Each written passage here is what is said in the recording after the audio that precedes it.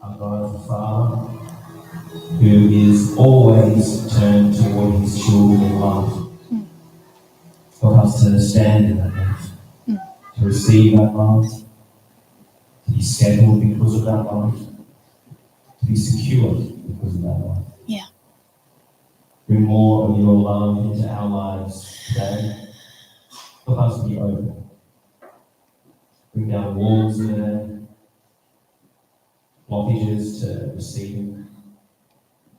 Allow us to know you as a good and loving Heavenly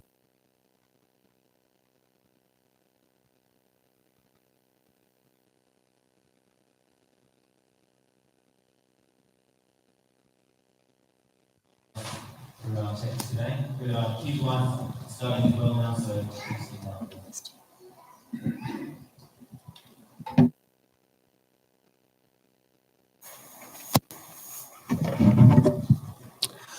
Good morning. If any of you don't know me, my name is Huw Luscombe. I live just down the road.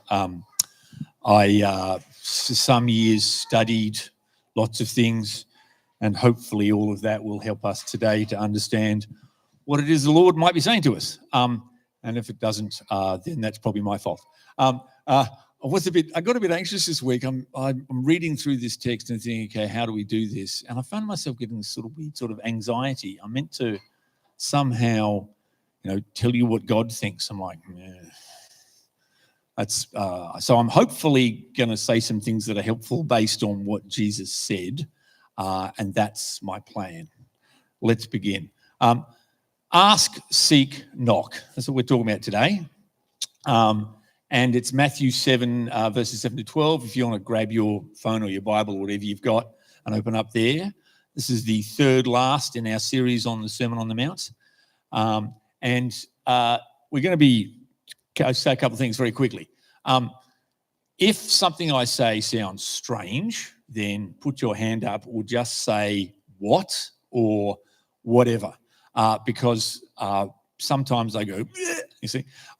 Adrian gives me a little signal that I'm going the wrong way, which is good. I need that. None of us is as good as all of us. All of us together is much better than just one bloke, right? Or whatever. Now, most commentators say that it takes 15 minutes to read the Sermon on the Mount out loud. I did it during the week. I did it in 8.5 minutes, right? So obviously I speak too quickly. So if I speak too quickly, tell me to slow down, okay? Now, last week was very, very good, and I feel a bit convicted because I've looked at the last couple of times I've been up here, and I go on a lot longer than Vanessa did last week. I need to cut it back. So this week I've cut it back. But what we talked about, the two things last week were, do not judge and pearls and swine. I do like that little pig with the pearls on. And the key word there in Greek is this word krino, which is the word for judgment. And it has two aspects, as Vanessa pointed out. One is, judgment of just being reasonable in your kind of assumptions about things, being careful about discerning what is a bad idea. If you get an email from a guy saying he's got this great deal on cryptocurrency, then you have a judgment about that. But also, you don't want to be sort of condescending or self-righteous, which is a problem for a lot of us. I know particularly when I'm driving, and we talked about that before. So that was very good last week. This week, we're going to be looking at this. There are basically three things we're looking at here this week. One is, what do we mean by the word you? What does Jesus mean by the word you in this context? What does he mean by the word others? And there's this interesting word that's one of the most beaten up, terrible, unused or badly used words in the last 18 months, generative. So we're going to talk about those three things. One, what's you? Who is the you here? Secondly, who are the others? And thirdly, what does this word generative actually mean? We're going to come to that. So this is Matthew 7:7, and I've just sort of paraphrased it a bit. I think this is the NIV. Ask, and it will be given unto you. Seek, and you will find. Knock, and the door will be open unto you. For everyone who asks receives. The one who seeks finds, and the one who knocks, and to the one who knocks, the door will be opened. Now, clearly we need to know who the you is here. Is this everybody? Because if it was me, I'd be asking for that, right? That's a Lexus LFA. They only made 500 of them. There's only a couple of them in the country. When they first released, they were sold for $700,000 and they sold them at a loss. Now, if you can find one, it's going to cost you well over $1 million. It makes this incredible noise when you're driving it like a sort of wounded animal. Now, so if I could ask for anything, that's what I would want. But actually, probably not what Jesus is talking about when he says you. So who are the you? There's this great word in the Greek that occurs in Philippians 2. And if you're Australian, this is a great word, kenosis. How you going? Kenosis. Now, the kenosin, the people, the kenosin is the person that empties themselves, right? So in Philippians 2, we're told that Jesus comes down to the earth and empties himself of his status to be God, right? So he's God, he's incarnated into the world, and he empties himself. Kenosis, great word, kenosis. And so if you're the kenosin, if you're the one that's self-emptying, then that is who Jesus is referring to as you. You isn't anybody who wants a Lexus LFA. You is the kenosin, the self-emptying ones. And once we've self-emptied, we see the world differently. And Nin, the writer, said, she said, we don't see the world as it is. We see the world as we are. That's sort of one of these insights from postmodernism, which we'll talk about another day. But we don't see the world as it is because all of the stuff within us is this kind of thing which helps us to see the way the world is. Now, once we've emptied ourselves of our kind of status and our rights to be whatever we think we need to be, then we see the world differently, and then we become one of the you that Jesus is referring to, right? If you go back in the Sermon on the Mount, we go back right at the beginning, he says, blessed are the poor in spirit, the ones that have emptied themselves. Blessed are those who weep and mourn, those people that... So once you've kind of got rid of all of the bits of yourself that, what... I'm tempted to use a modern psychiatric term, ego, but again, it's a very weird term that gets abused. But that idea of our own, we are responsible for our own status and we need to get what we can out of life because that's up to us, all that stuff. That's the stuff that's need to be emptied out. Jesus doesn't arrive on the scene and go, hi, by the way, I'm God and you're all going to do what I say. He arrives on the scene and says, look, by the way, I'm God and I'm going to wash your feet and be like the servant. So when we arrive on the scene and go, okay, how do I do this? Well, I've got to start washing feet. So we see the world as we are. Now, once we've emptied ourselves, we kind of become less in the eyes of the world, or we become less in the eyes of ourselves, really. And this is a quote that I've borrowed from somebody a long time ago, but I've kind of adapted. Those who are reduced to nothing, who simply have to rely on God, are the poor in spirit. And the poor in spirit, we are told, are given the kingdom of heaven. Blessed are the poor in spirit, they will inherit the earth, right? So all the resources of the kingdom of heaven are given to you if you are that sort of person. So it's kind of context is important. Jesus says, ask and it will be given unto you once you've understood what we've said before, because we're at the end of the Sermon on the Mount, as it were. Now, the disciples who are followers of Jesus did this. They worked it out eventually. And so they were given the resources of the kingdom of heaven, and they did some fairly remarkable stuff, right? Pretty crazy, raising people from the dead type stuff, pretty crazy, creating this new community which is spread across the world. And our job is to be like them, to kind of empty ourselves of our own agendas and then we get the resources. And the resources do all sorts of wonderful things, like they incarnate within us this idea of the kingdom. And if we read in Galatians, there's a list of things that happens in your life, the fruit that's born in your life: love, joy, peace, patience, kindness, goodness, faithfulness, gentleness, self-control. Those things are the things that come into you and grow in you when you are, one of the kenosin, one of the self-emptying ones. And so we get to this point where, what does that mean today, right? So it's 2024 now, 2025, 2026, whatever year it is. 2025, what is 21st century kenosis? What does that look like? If anyone wants to jump in here, feel free to jump in. If not, I'll keep going. Does anyone want to have any kind of thought about, okay, what does it look like to be disciples in the 21st century? Okay, we'll keep going. During the pandemic, Elton John, he sat down and he started writing, started thinking about all the songs that he thought were the best songs in the world. And this is one of them. It's written by a guy called James Hetfield. And so because it's pandemic and he can't go and see the guys from Metallica,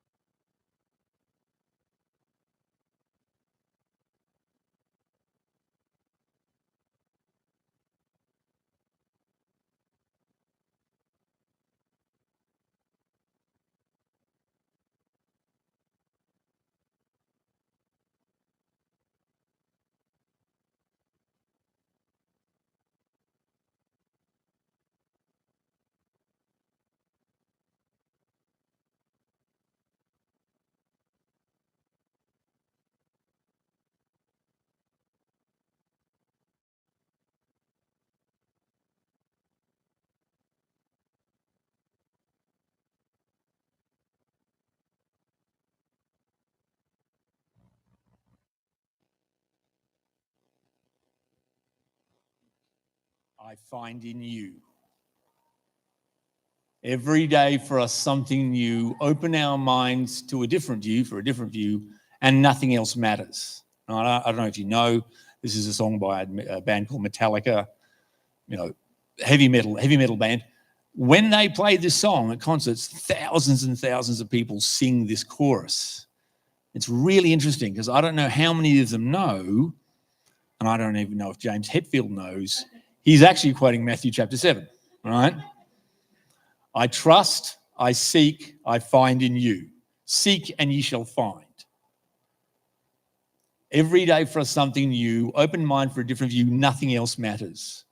Never open myself this way, nothing's further from my heart, closer to my heart, couldn't be close to my heart. This guy's picked up on what it is to kind of be in the kingdom. Nothing else matters. It's really interesting. And so what his kind of conclusion is, okay, so there is this sense of a closeness to this being, this loving force at the center of the universe. And when I'm close to that sort of being, that loving center person, nothing else matters. I trust, I seek, I find them myself in that person. And now, okay, something else has got to happen. Something new is going to come out. So what we're going to find is the Holy Spirit is actually generative. It does new things. It creates new stuff. Now, this word generative is one of the most abused words. They have this thing, there's a whole billions of dollars invested in what they call generative AI. It's not generative. It's parasitic, right? This thing just sucks in data from everywhere and spits out poison, right? It's not generative.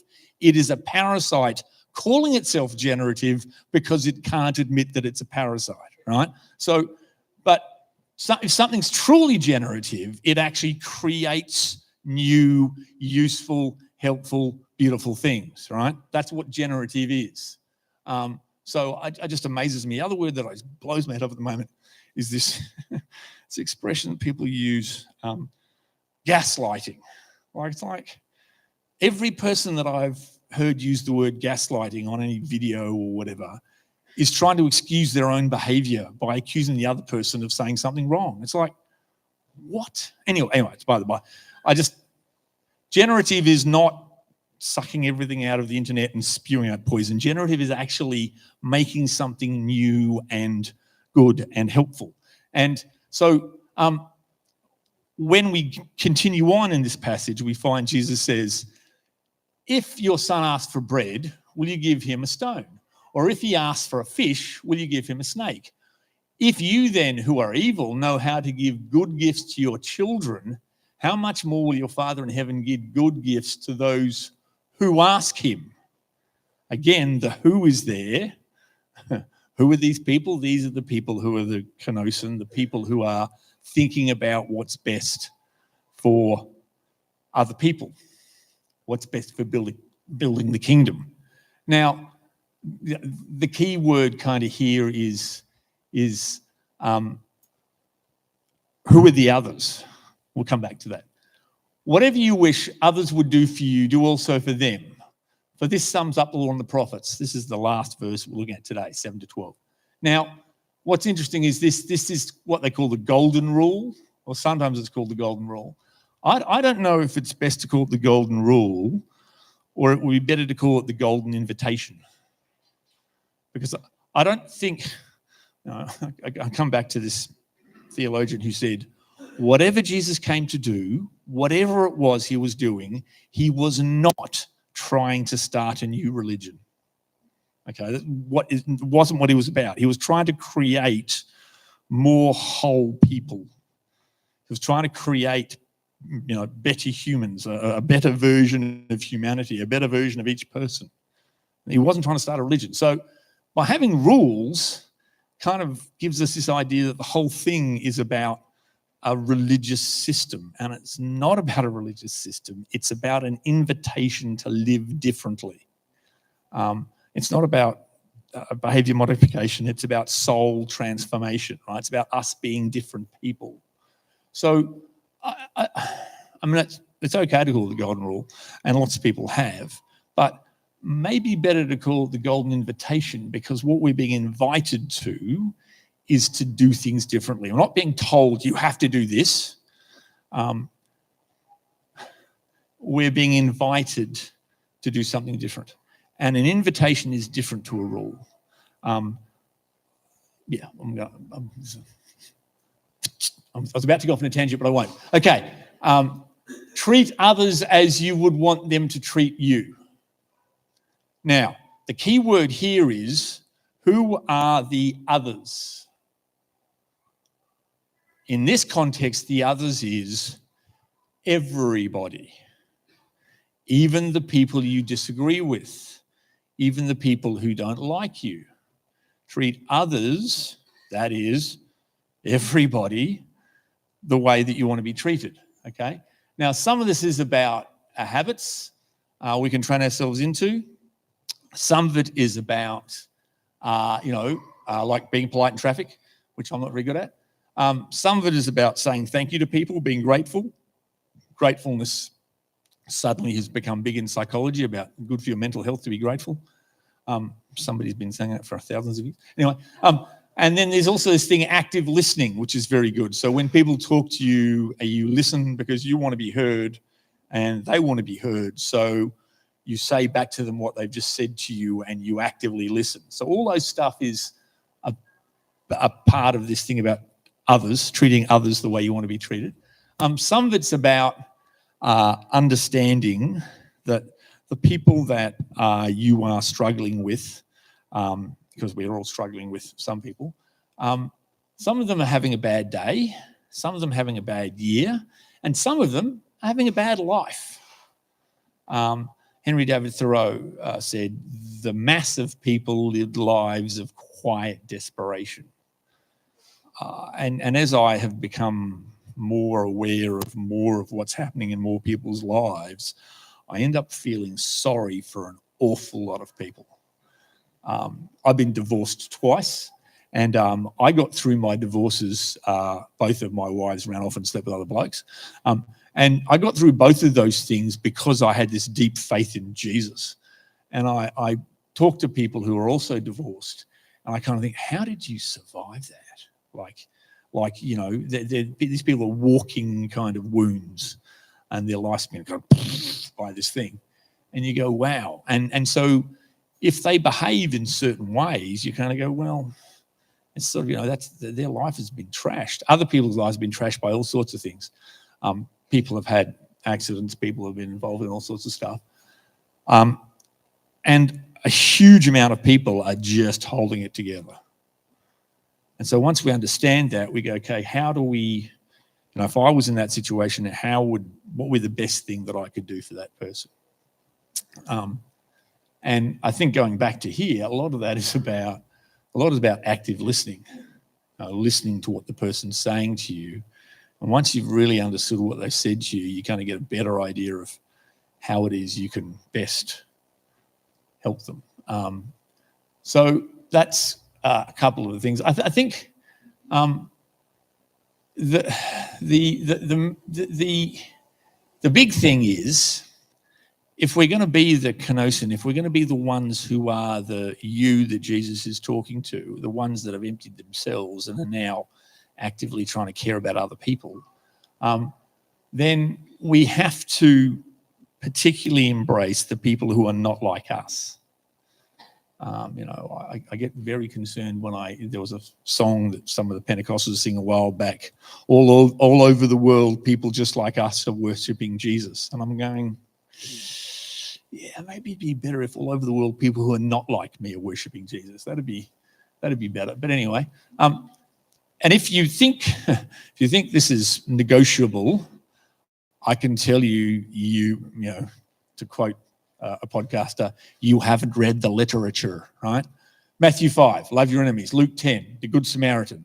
You know, Acts 10, Peter is told, arise, kill and eat. Do not make anything. Do not call anything I've made clean unclean. Go into all the world. John 3:16, because God so loved the world, he gave his only son. And in Matthew 28, we're told to go into all the earth, Judea, you know, and Samaria and the ends of the earth, that all they're worried about this message spreading to. So the unfortunate truth is that whilst the you that Jesus refers to when he says, you know, seek and you shall find, that you is kind of a group of people who are prepared to be self-emptying. The others is kind of like everybody.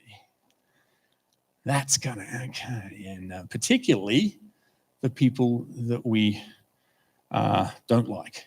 I was given a job teaching at a Catholic girls' school in Strathfield years ago. I know this is a weird story, but when I was talking to the lady who was the principal there, she said, you know, it's the kids who have the dirtiest feet that most need them washed.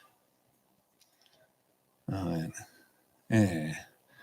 And she sort of nodded at me and I went, yeah, that's exactly right. It's the kids who have the dirtiest feet that most need them washed. It's the people who are most kind of difficult to get on with that are the ones that are most important that we kind of try to work out to get on with. So let's go from there. Now, as our friend James Hetfield said, and Mr. Reginald Dwight sang that song that he thinks is one of the best songs ever written. The Spirit, when it comes into us, it is generative. It actually is really generative, not calling itself generative. It actually does new things. And the generative things that it does, this particular church is very good at. I've got to say, we have done this really well.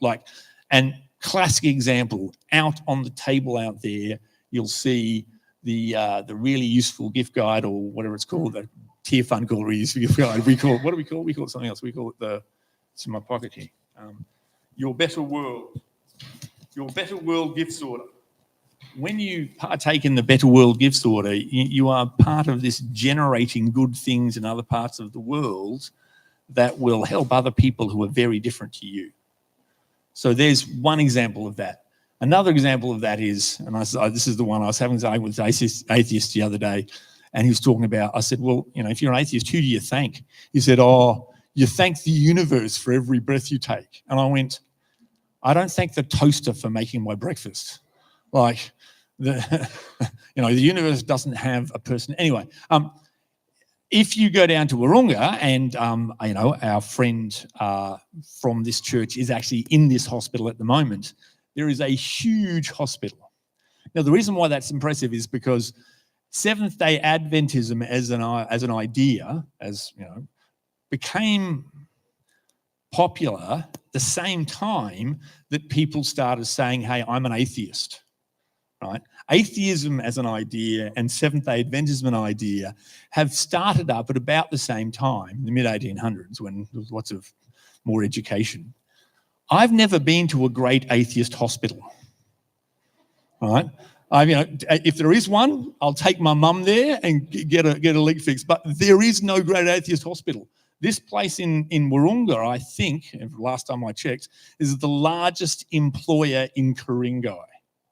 It employs more people than any other single entity in the whole of this municipality. Now where's the great atheist hospital? There isn't one. The Holy Spirit generates things. It generates hospitals. It generates schools. It generates all sorts of stuff. It generates overseas aid organisations. And, fantastic things like the places where we look after our seniors. All the best retirement communities in the country are run by the churches. Anglicare, Baptist Care, Uniting Care. Sorry, Uniting don't care anymore. They just call it Uniting. Sorry, bit of a joke. Just called Uniting because they don't care anymore. No, sorry. I shouldn't have a go at my previous employers. I apologise. That was bad. But this is the thing. The Spirit, when it works among groups of people, it generates things. It makes overseas aid organisations. It makes care organisations for people. You don't have to be a Baptist to go and live at the huge place over next to Macquarie Uni.